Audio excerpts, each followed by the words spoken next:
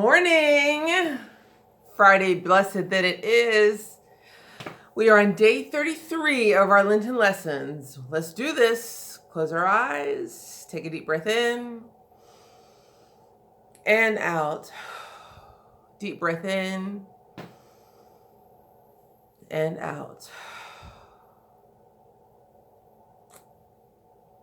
Let's just take a moment to think about where we are. Feel ourselves comfortable in our seat, becoming present to this moment in this time and space.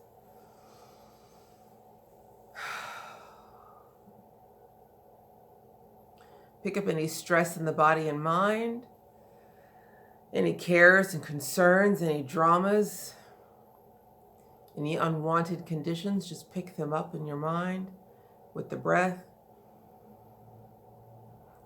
And on your exhale, let them go. Breathe in to pick up the remnant and out.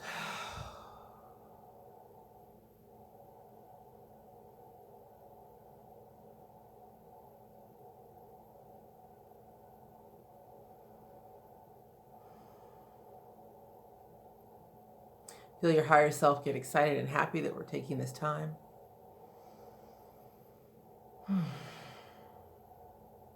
Acknowledging it.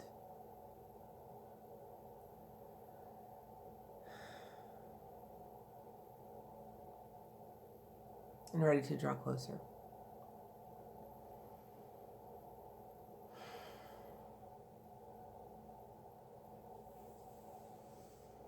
Feeling your heart open and your mind expand. When you're ready, gently open your eyes. Day 33.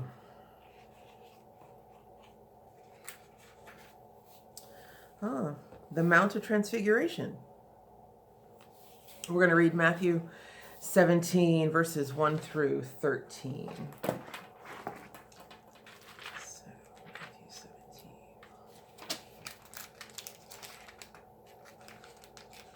Was it 1 through 13, I said?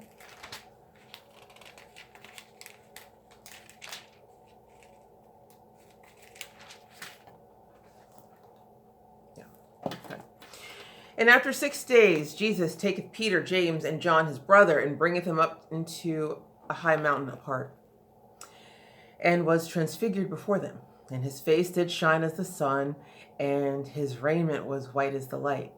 And behold, there appeared unto them Moses and Elias talking with him.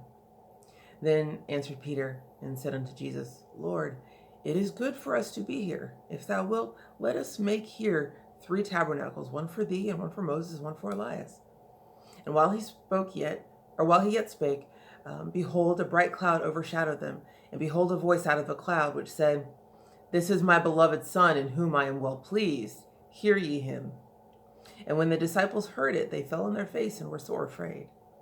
And Jesus came and touched them and said, Arise, and be not afraid. And when they had lifted up their eyes, they saw no man, save Jesus only. And as they came down from the mountain, Jesus charged them, saying, Tell the vision to no man, until the Son of Man be risen again from the dead. And the disciples asked him, saying, Why then say the scribes that Elias must first come?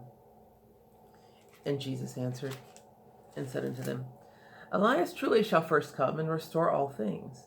But I say unto you, that Elias is come already, and they knew him not, but have done unto him whatsoever they liked.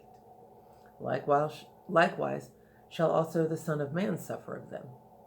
Then the disciples understood that he spake unto them of John the Baptist. Yes. And so Fillmore. Transfiguration is always preceded by a change of mind. In Transfiguration, ideals are lifted from the material to the spiritual. Going up into the mountain to pray means an elevation of thought and aspiration from the mortal to the spiritual viewpoint. When the mind is altered in prayer, the rapid radiation of mental energy causes a dazzling light radiation from all parts of the body, and especially the head. Even our so-called physical body reveals a radiant body, which Jesus referred to as sitting on the throne of his glory. which interlaces with trillions of cells of the organisms and burns brightly. Jesus gave his disciples a glimpse of his radiant body when he was transfigured before them. His face did shine as the sun, and his garments became white as the light. He was very advanced in spiritual consciousness, and he was developed to a larger degree than anyone else in our race. But we all have that body of light, and its development is in proportion to our spiritual culture.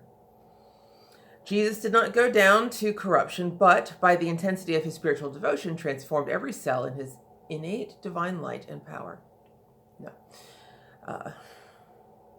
Jesus did not go down to corruption, but by the intensity of his spiritual devotions, transformed every cell into its innate divine light and power.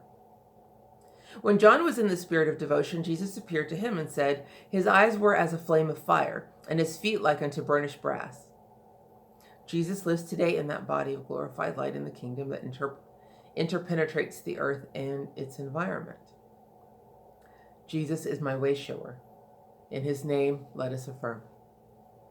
My mind and body are radiant with the light of spirit, and I am triumphant, glorious, and splendid. Indeed, we are. We just need to remember. So take your deep breath, breathe in the light, stay in communion, and let your light shine. And we will come back and do this again tomorrow. I love you in the meantime. Bye.